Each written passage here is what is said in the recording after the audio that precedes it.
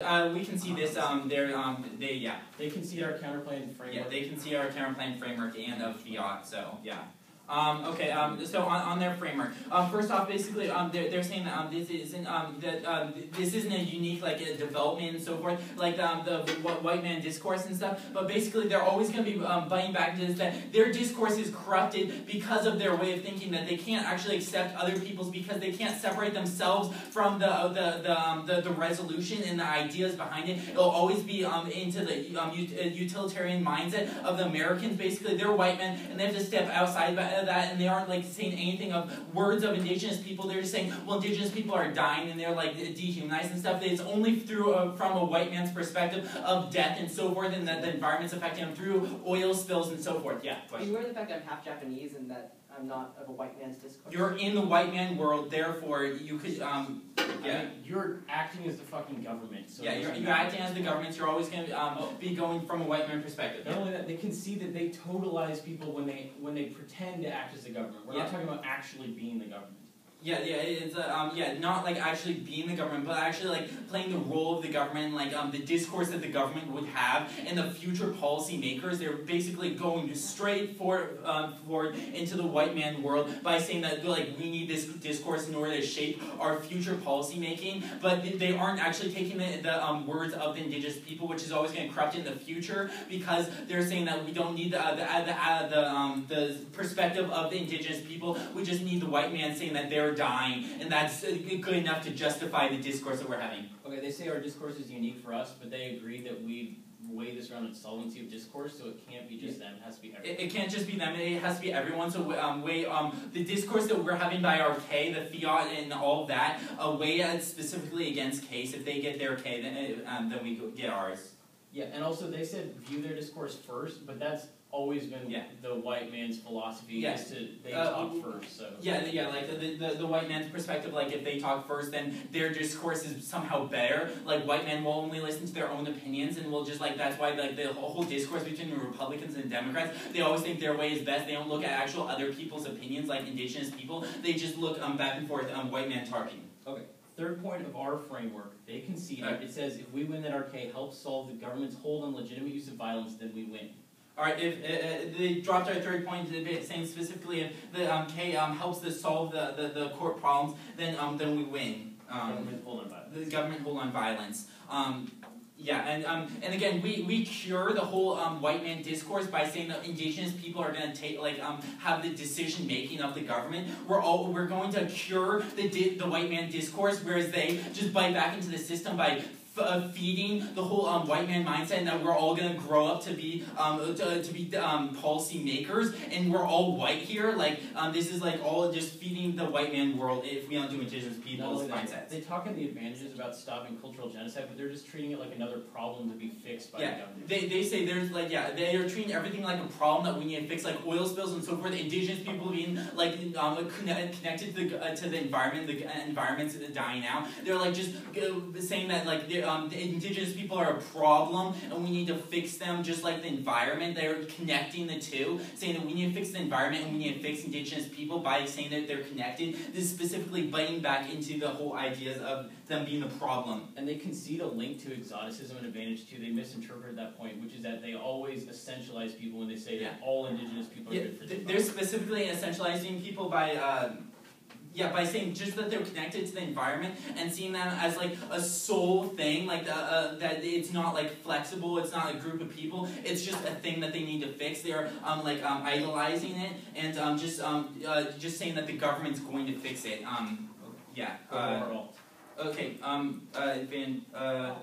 Okay, going to alternative. Okay, they say it's a step in the direction, but they concede that they're masking the problem. Okay, yeah, it's a step in the direction that they can see that they're masking the problem. Also, group all the perms.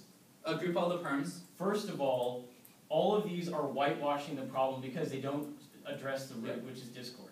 First, they all whitewash because they're masking the discourse through a white man perspective, saying that we'll do both. We'll have the white man solve their problems and then have them solve their problems. So like they can't do it themselves. It's just like the white man doing it first to take over, like having the UN control them rather than indigenous people like themselves. That they are signing the UN treaty. 2, it'll be a hall of hope because there's rollback. Yeah, 2 is a hall of hope because there will always be rollback in the white man trying to fix their problems. 3 is that they can see that it will always be an empty gift that will break promises, so government will never solve. Yeah, 3, it's an empty gift because it's specifically they're fiating it. It's not actually evaluating the court system. So you're always going to be seeing that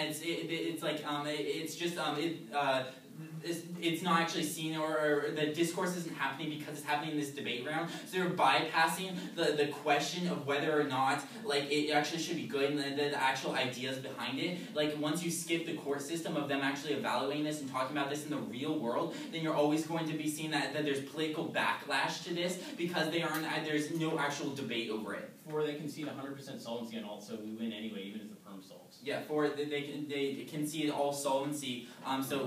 If the case solved or the alternative solves, then you aren't going to be going for a case anyway, because indigenous people can solve for their own problems better than white man, and it's always going to have a better discourse when they're doing it. Like, what's the point of passing plan, which is supposed to help the people, and when they can just help themselves once they are having their own decision making? Because a third person is always going to be look at a problem as just having a solution rather than actually looking at the people and finding a long-term way to solve the problem or solve it. Extend our cane after the last person. And okay, I'm extending our case specifically like that we have a Western colonialist mindset that the only way we can cure this is by having indigenous people like giving them the United States like the decision-making process, the discourse. The only way this is the only way we can actually solve. Like their plan doesn't solve it all because it's always a corrupt discourse where we're actually giving indigenous people a voice, like giving the silent a voice is always going to be key because we're creating a wider perspective of actually having like policy makers. Like debate is always a white man's sport. You're like it's dominated by that, so you're seeing actually like a wider variety, and it's always going to open up debate to other people. Okay, it's going to be T. Well, I'm going to do an overview on top. Then it'll be a brief T argument.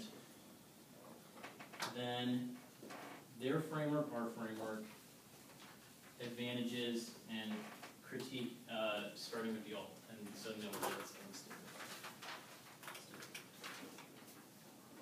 Everyone good? Is it going to be a large overview or like 2 3D lines? I mean, I'm just going to put it someplace. probably about 30 seconds, maybe. Can you repeat the Wherever word? Yeah, sure. So overview. By the way, sorry I'm being so aggressive. I get so competitive with things. Cool. So, okay. Overview, and then T on top. I'm not sorry. And then your framework, then our framework.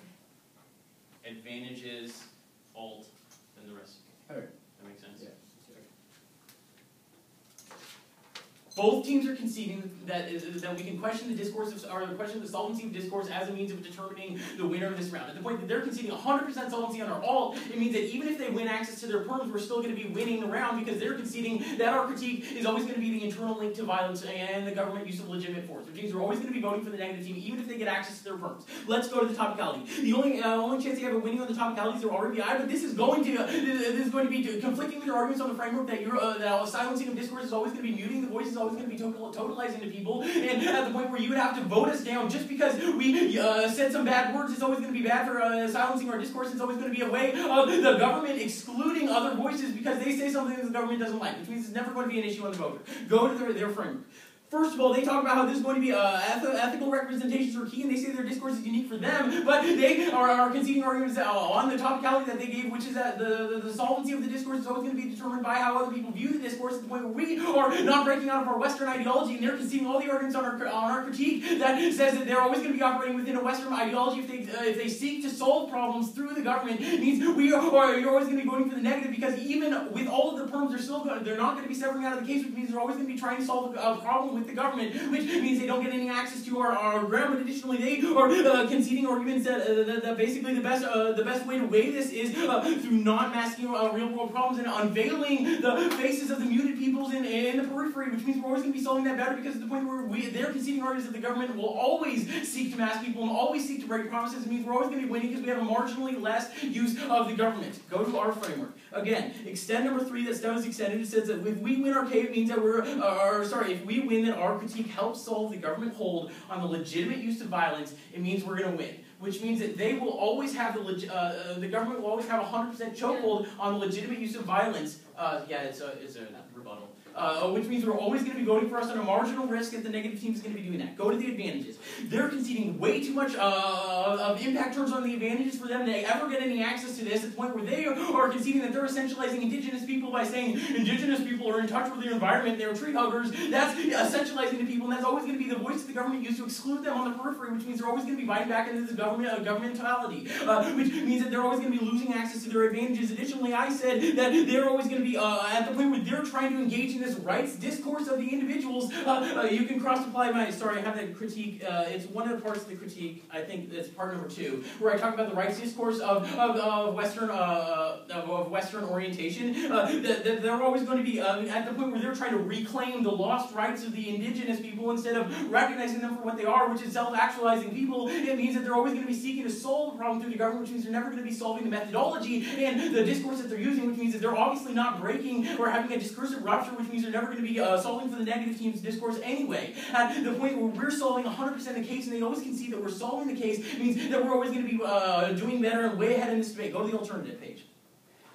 First of all, I want you to extend number 4 that Stone said we're solving 100% with alternative, not only with the case, but also with our critique. At the point that they're conceding that means that all they get is a potential access to that with the perms. We're going to be closing those doors right now because all of the perms include the government tax, which means that the government will always be acting in each of those perms. At the point that they're conceding the arguments that the government acts is always going to be masking future problems, means that the perms are never going to solve as well as the alternative, which means you're always going to be voting for the negative. But additionally, you can go to the rest of the K, where we say that you have to question ourselves through the ideology. They might make that argument that they're questioning that they're imagining a world in which the government acts better toward indigenous people. We're imagining a world in which the government doesn't act at all. That's always going to be a preferable world, which means that even though fiat is illusory and everything, it means that we can still have good representations for debate, which means you're always going to be voting for the team that holds those representations. You can extend the rest of the case, especially the part where we say that coercion is always going to be bad for the government will always break promises in the future, which means they get a solvency rollback.